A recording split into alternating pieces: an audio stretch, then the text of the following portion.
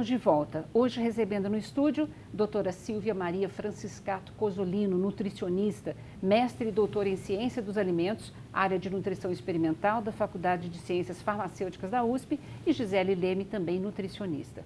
Continuando a nossa conversa, então, bom, falamos de deficiência de B12 e vitamina D. Como é que a gente pode suprir essa deficiência que é tão comum? É suplementação? A B12 no idoso normalmente se faz suplementação e muitas vezes, por falta do ácido clorídrico, que a gente já comentou, essa suplementação tem que ser via medicamentosa. Então tem que ser uma injeção, que normalmente o médico prescreve, e porque se for via oral, ele normalmente não vai conseguir absorver de toda forma, mesmo que suplementado. Então muitos médicos acabam prescrevendo injeções de vitamina B12. E a vitamina D no idoso também, muitas vezes temos que entrar com uma suplementação. E aí, no caso, tem outras formas de suplementação, até via alimentos, né? Tem alimentos fortificados e que você pode dar.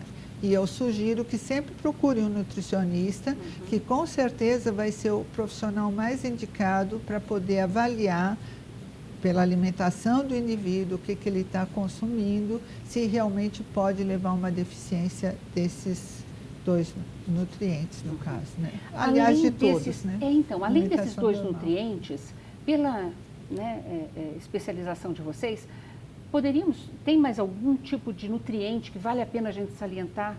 Tem.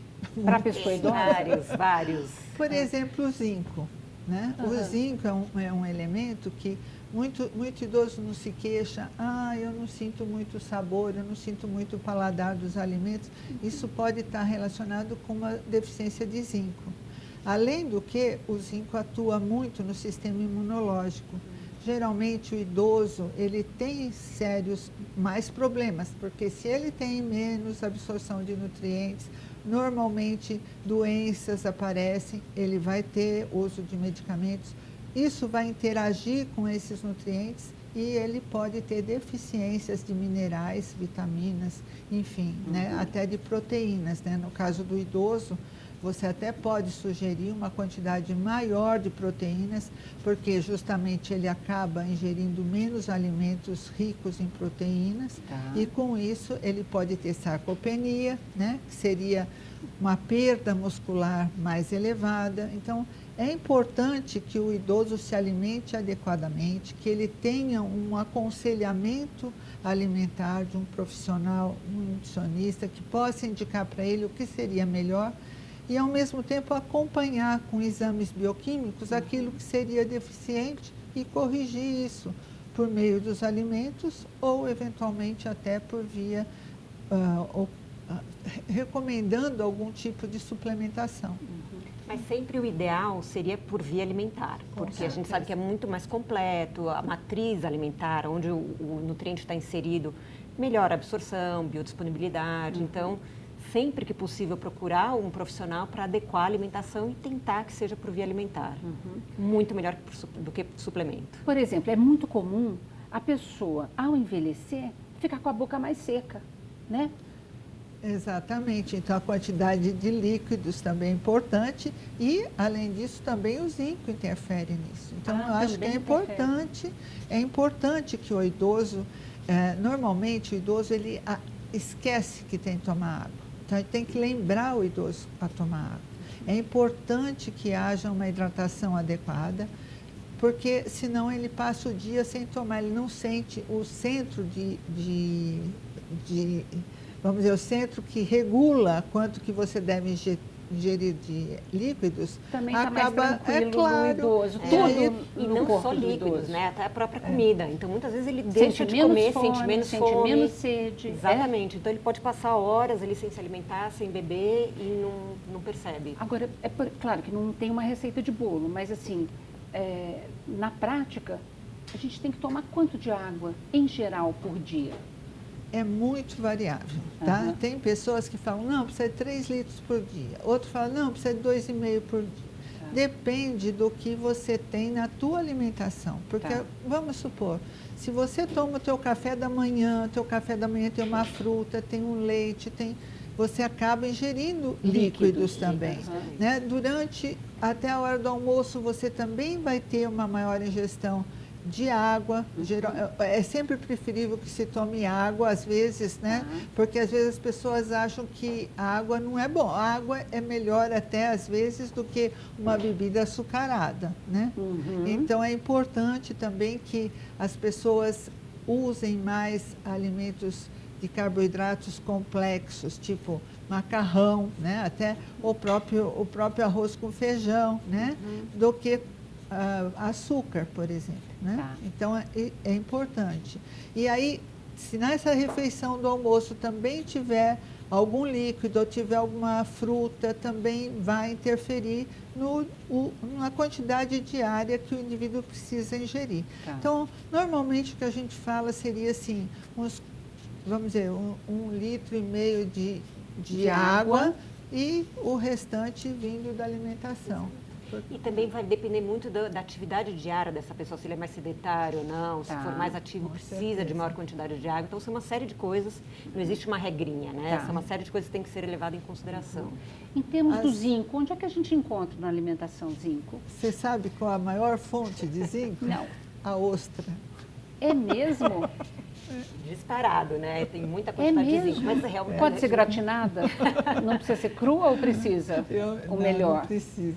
Mas é uma outra questão para vegano e vegetariano, porque as maiores fontes de zinco são vindas de carnes. Da mesma forma que, né, que o ferro e o zinco estão muito ligados. B12. O ferro também é um outro mineral que costuma dar problema no idoso. Né? Eles acabam tendo baixas quantidades, então a gente tem que ficar atento a um quadro de anemia. É algo que tem que monitorar ali de perto também. Por outro lado, muito ferro também não é bom, porque ele pode aumentar radicais livres, pode aumentar mais oxidação, então é preciso... Precisa ter um controle do equilibrado aí. Exatamente.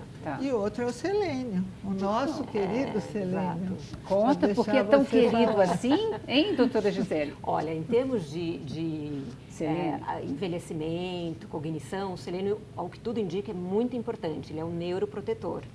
Então, a gente tem uma proteína que entrega selênio para o cérebro para ele fazer uma ação antioxidante. O nosso cérebro é muito vulnerável à oxidação. Então, ter esse selênio lá dentro é muito importante para uma atividade antioxidante. E a gente sabe que ele parece conferir uma proteção cognitiva. Então, é muito bem-vindo no quadro de declínio cognitivo, até mesmo de Alzheimer. E mesmo oriundo de um AVC, Parkinson também tem quadros de demência e tal, então é importante a ingestão de alimentos que contenham selênio. E aqui é a castanha do Brasil. A nossa castanha do Brasil é riquíssima em selênio. Olha, inclusive algumas tendo quantidades assim bem grandes que precisam ser ingeridas com certo cuidado para que não tenha excesso também. Da mesma forma que o ferro, também em relação ao selênio. Porém, o selênio, ele atua junto com a vitamina E. É um dos, vamos dizer assim, se você tem falta de vitamina E, o selênio vai lá e ajuda, entendeu? É um poderoso antioxidante. Tem trabalhos mostrando que o selênio podia até reduzir o risco de alguns cânceres. Né? Então, eu acho assim, tem várias, de novo, tem que ser a quantidade adequada, né, para garantir. E nós temos no Brasil, a nossa castanha do Brasil, que é riquíssima, né, e que está aí, que não disponível, não é tão cara. Não é um medicamento, né? E não é medicação, exatamente. E assim, uma por dia ou eventualmente uma a cada 2, 3 dias, né? Então, acho que isso daí vai manter o sistema antioxidante bem adequado. Nossa, eu vou adotar a partir de hoje isso. Aliás, gente, eu quero só mostrar este livro, que é um tratado, Bases Bioquímicas e Fisiológicas da Nutrição nas diferentes fases da vida, na saúde e na doença, que a organizadora principal é a doutora Silvia Cosolino, porque como o nosso programa já está caminhando para o final, e a gente não vai ter tempo de passar por todas essas vitaminas, as proteínas e tal, então eu super recomendo este livro, né? Porque, enfim, isso aqui está na minha biblioteca sempre, né? Uma consulta super necessária para a gente viver mais saudável. A gente costuma falar que os livros dela são a Bíblia da nutrição, assim, tem tudo, é muito completo. É muito completo.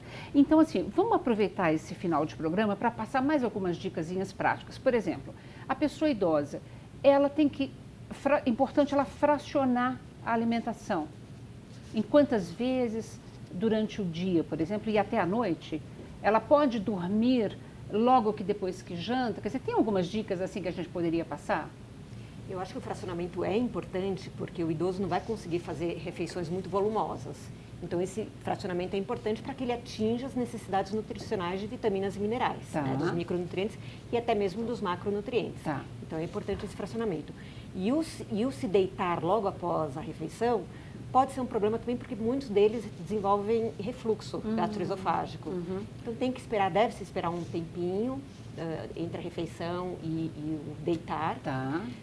E muitas vezes, inclusive, é recomendado a elevação da cabeceira da cama, né, no caso de refluxo. Perfeito. Doutora Silvia, eu queria também um recado final da senhora no programa, por favor. O meu recado final é que as pessoas se alimentem de uma forma adequada para que tenham melhor qualidade de vida. Sem dúvida alguma, uma alimentação boa vai garantir melhores condições de saúde e de longevidade. Eu, esse ano, completo 73 anos, né? 50 anos dentro da nutrição, né? Esse ano eu completei 50 anos de USP. E esse ano eu me aposento também. Mas vou continuar falando de nutrição até quando der. Tenho certeza absoluta. Afinal de contas, é uma mestre nossa, né? E cada vez mais, com a população longeva no Brasil, mais a gente tem que se atentar por esse aspecto nutricional, que não estava muito da nossa cultura. Porque a gente não vivia tanto mais tempo assim, não tinha tantas as complicações nesse último ciclo de vida, né? Muito obrigada pela presença das duas. Obrigada. Olha, obrigada a você também que nos acompanhou no programa de hoje. E se você quiser rever esse ou qualquer outro dos nossos programas, acesse saopaulo.sp.leg.br/TV Câmara SP ou um dos nossos canais nas mídias sociais. TV Câmara São Paulo, assista, fique sabendo. Muito obrigada.